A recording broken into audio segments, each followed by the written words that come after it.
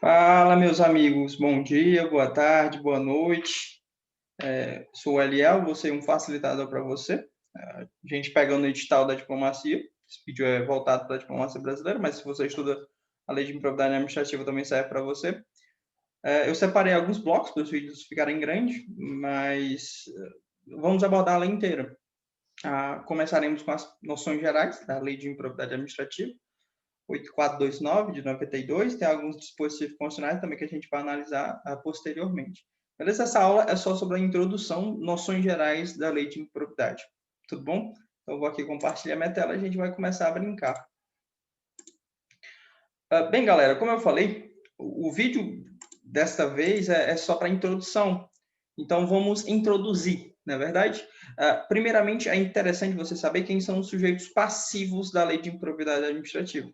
Tá? Quem pode sofrer, quem serão as vítimas diretas desses atos improbos. Ok? Então, vamos lá.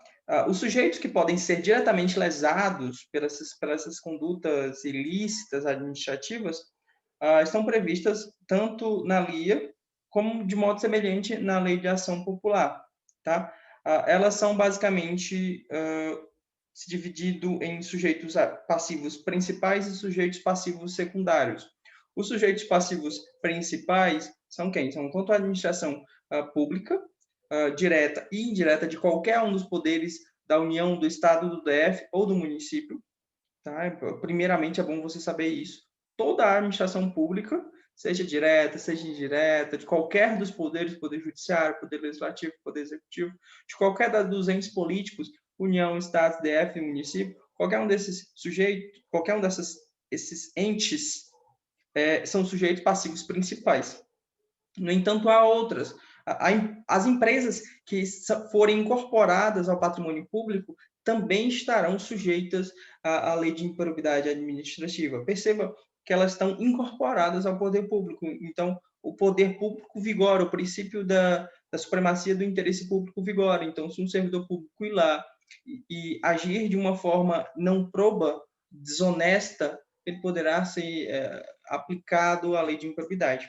E, por fim, dentro dos sujeitos passivos principais, as entidades privadas, cuja criação ou cujo custeio o erário ou concorreu ou concorre mais de 50% do patrimônio da Receita. Então, aquelas empresas, embora sejam privadas, que tiverem sido criadas ou custeadas pelo interesse público, com mais de 50% do seu patrimônio, elas também são sujeitos principais, sujeitos passivos principais da lei de improbidade. Esses são os sujeitos passivos principais. No entanto, há também os secundários, e é aqui que as bancas gostam de cobrar, porque tu não vai imaginar, mais de 50%, beleza, é sujeito passivo principal. Mas menos de 50%, Eliel, como é que funciona? Bem, quando for menos de 50%, as empresas privadas, mas que tiverem menos de 50% do seu patrimônio público, também sofrerão as discriminações previstas na lei de improbidade. No entanto, limitada àquela parte pública, né, proporcional àquela parte pública. Outras entidades privadas que recebam subvenções, benefícios, incentivos, tanto fiscais quanto creditícios de outros órgãos públicos, também estarão abrangidas pela lei, até porque elas receberão dinheiro público. Eu decoro isso da seguinte maneira: receber o dinheiro público afeta a lei de improbidade administrativa. No entanto, numa prova de terceira fase, eu não posso apenas argumentar isso. É interessante que você realmente soubesse esse primeiro artigo da lei de improbidade. Tudo bem? Esse é um detalhe importante que deve passar pela sua cabeça. Bom, perceba a existência de sujeito passivo que são tanto entes da administração pública quanto entes privados, com uma vinculação, de certa forma, específica com o poder público. Então, se tiver essa vinculação com o poder público, embora seja mais de 50% ou menos de 50%, estarão abrangidas pela lei. Tudo bem? Acho que deu para dar uma clareada na cabeça de vocês esse tópico. Agora vamos para os sujeitos ativos, né? quem vão praticar os atos de improbidade administrativa. Isso é bastante importante. Como regra geral, qualquer agente público, perceba que é um termo bem amplo, qualquer agente público estará abrangido pela LIA, que é a Lei de Improbidade Administrativa, uma abreviação para ela. Tá? Além dos agentes públicos, alguns particulares também. Faça um caso hipotético aí, o teu colega, o teu amigo de escola, que não é servidor público, não trabalha na iniciativa pública, e chega para você, você é servidor público, você é diplomata, fala assim, olha, lá na embaixada tem um computador muito novo, por que tu não traz para casa, cara? Por que tu não furta aquele computador? E você vai lá e furta e vende, divide o dinheiro com ele. Esse cara que induziu você a fazer esse ilícito, concorreu ou se beneficiou da atividade ilícita, ilegal, ele também estará abrangido pela LIA. Isso é um fato muito importante dos sujeitos ativos. Isso é uma questão, eu visualizo uma questão de terceira fase perguntando isso, cara. Item A, B e C, perguntando sujeito passivo, sujeito ativo, dê exemplos. Isso é muito importante você saber desse tópico, tá? Então, de certa forma, tanto agentes públicos, no sentido amplo da palavra, quanto particulares que tenham induzido, concorrido ou se beneficiado com a atividade ilícita do servidor público ou do agente público estarão abrangidas pela Lei de Improbidade Administrativa. Isso está previsto lá no artigo 2. Na verdade, no parágrafo único. O artigo 2 ele fala quem são agentes públicos, né? Ele falou agentes públicos no sentido amplo ali em cima, sujeitos ativos, mas quem são agentes públicos? E a própria lei foi interessante que ela nos disse, né, quem são agentes públicos. De certa forma, quem são agentes públicos? Todo aquele que, ainda que transitoriamente, ainda que sem remuneração, perceba que é bem amplo, né? Um contratado temporário de um município, por exemplo, estará abrangido pela lei. Uma pessoa que não recebe remuneração, por exemplo, um mesário que está prestando um serviço público, também estará abrangido pela LIA, tá? E esse agente ele pode ser tanto por eleição, nomeação, designação, contratação ou qualquer outra forma de investidura, exercendo um mandato, um cargo, um emprego ou uma função pública, qualquer um desses responsáveis, qualquer uma dessas pessoas poderão sim ser criminalizadas pela Lei de Improbidade Administrativa. Isso é um tópico bastante importante. Entenderam, né? Suponho que sim. Tá, então entra nesse caso agente político, né? Falou que mandato, que exerce mandato, quem exerce mandato são agentes políticos. Então, é importante destacar que o atual posicionamento, entendimento jurisdicional é no sentido que, embora sejam agentes políticos e embora não tenham que se responsabilizar pelos crimes de responsabilidade, eles também podem ser responsabilizados pelo crime de improbidade, o que é a seção do presidente da República, e que isso é um entendimento. Isso é um dos entendimentos, há diversos entendimentos, mas um dos existentes é que o presidente da República não estará abrangido pela LIA. No entanto, há controvérsias. Estou só abordando o que a jurisprudência fala. Então, se a questão falar, todos os agentes políticos, já olha assim meio assim para a questão, porque pode ser que ela esteja errada. Ok? Algumas outras generalizações sobre a lei. A lei, ela, sobre as sanções, é muito importante você perceber que o próprio artigo 37, parágrafo 4º da Constituição Federal, ele chegou a mencionar 4 sanções. Tá? Essas sanções são desde ressarcimento ao erário, desde indisponibilidade dos bens, desde suspensão dos direitos políticos e perda da função pública. São as 4 funções que estão na Constituição Federal, no artigo 37, parágrafo 4º. Uma questão de terceira fase do CACD, isso é de suma importância que você coloque o artigo e e o que o artigo propõe. Ano passado caiu uma questão, ano passado que eu falo 2019, eu ainda estou pensando em 2020. Hoje nós estamos em 2021, 20 de janeiro de 2021. Em 2019 caiu uma questão sobre responsabilidade civil do Estado. Muita gente citou o artigo da Constituição, parágrafo 6º, se eu não estiver enganado. De suma importância você decorar esses artigos assim, bem pontuais, mas que por trás dele tem toda uma teoria. tá? Então, artigo que trata de improbidade administrativa na Constituição Federal é artigo 37, parágrafo 4º. Ele expõe 4 sanções nesse artigo. Uma sanção política, tá? Que é a suspensão dos direitos políticos. Presta atenção que é suspensão. Não é perda, é suspensão, tá? Traz uma administrativa, uma sanção administrativa, que é a perda da função pública, tá? Isso é perda mesmo, tá? O servidor público, o agente público perderá sua função pública. Ademais, na própria lei também terá algumas outras sanções, na própria lei 8.429, há algumas outras sanções administrativas, como proibição de contratar com o poder público e receber qualquer benefício fiscal e creditício. E sanções civis. A Constituição Federal fala que ressarcimento ao erário. Multas, e na própria lei de improbidade, a multa civil e a perda dos bens e valores acrescidos ilicitamente. Isso é subimportância, você destacar que na lei há 3 naturezas de sanções: sanções políticas, sanções administrativas e sanções civis.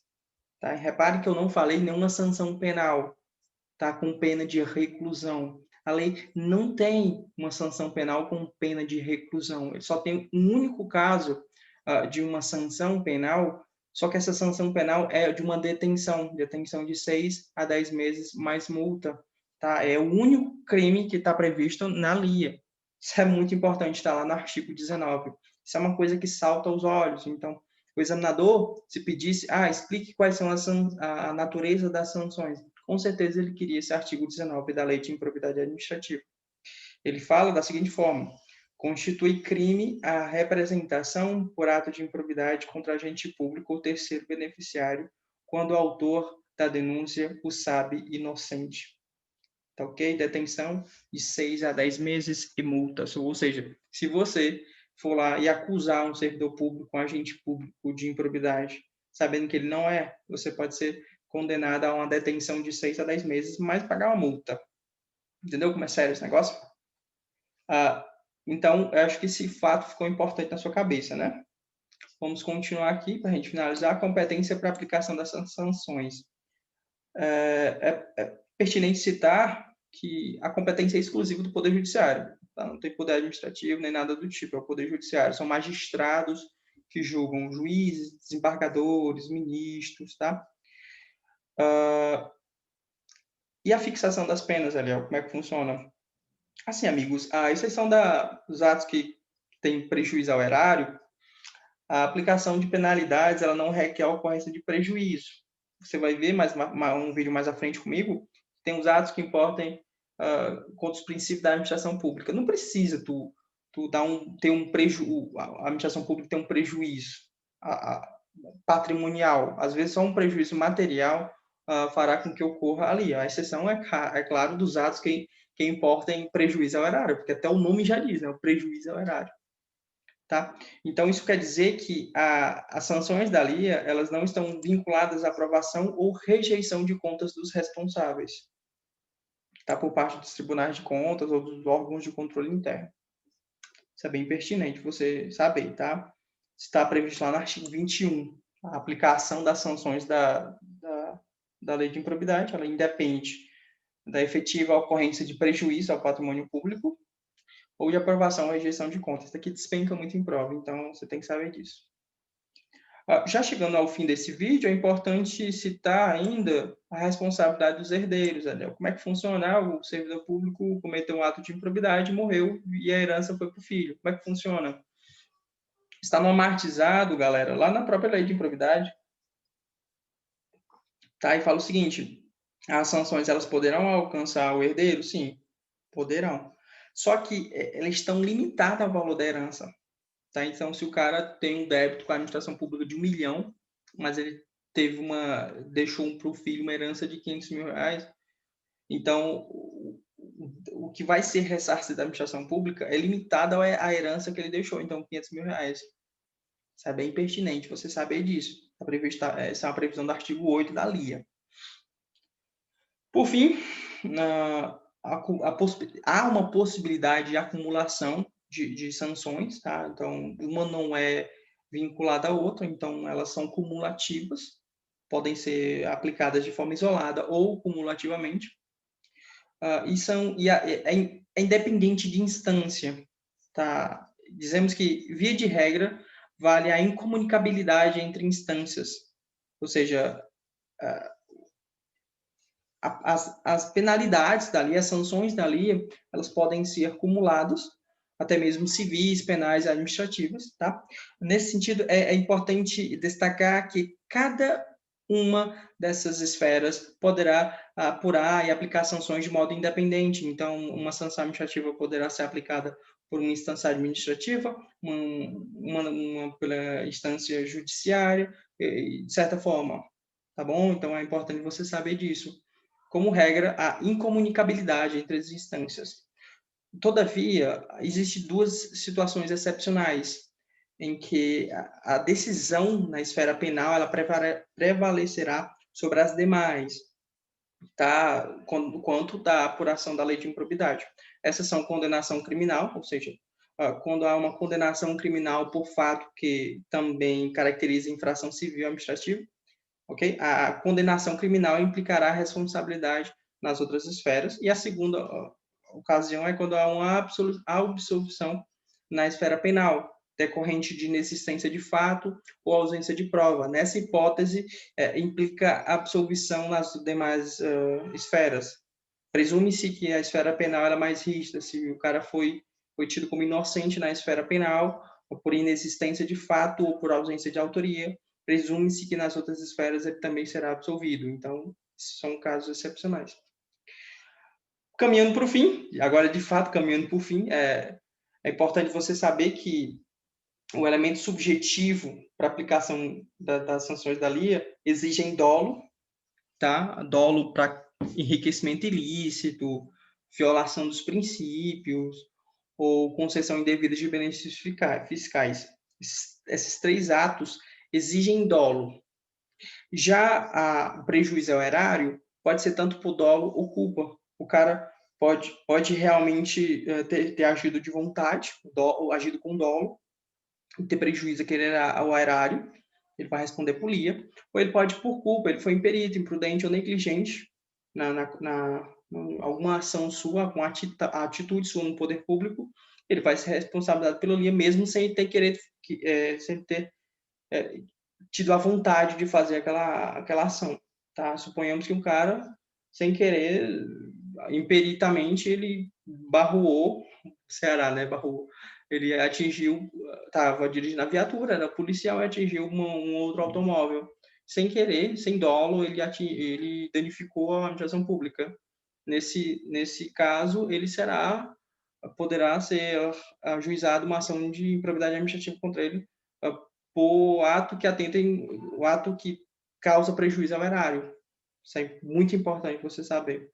A única hipótese que há prejuízo ao erário, ou do prejuízo ao erário, que exige dolo ou culpa. Pode ser tanto dolo quanto culpa. É o prejuízo ao erário. As demais, exige-se dolo, exige-se vontade. Então, você não enrica sem querer, ilicitamente. Você não viola os princípios sem querer. Tá? Galera, e por fim, algumas sanções elas precisam de trânsito em julgado, só tem duas, não é fácil para você decorar, que é a perda da função pública, o servidor perde o cargo dele, ou o agente político perde o seu mandato, essas coisas do tipo, e suspensão dos direitos políticos. Essas duas sanções elas precisam de trânsito em julgado. Isso não quer dizer que as outras sanções não precisam disso. Isso é muito importante mesmo você saber desse detalhe. Tá? Então, amigos, a nossa contribuição por hoje era basicamente essa. Espero do fundo do meu coração que vocês tenham gostado. Próximos vídeos a gente vai tratar sobre os atos em espécie, tá? E as sanções da própria lei de improbidade. E, por fim, no último vídeo, a gente vai falar sobre os procedimentos dentro da lei de improbidade administrativa, a Lei 8429 de 92. Espero que vocês tenham gostado e, com certeza, verei você lá no Itamaraty, no Instituto Rio Branco. Um grande abraço e nos vemos lá.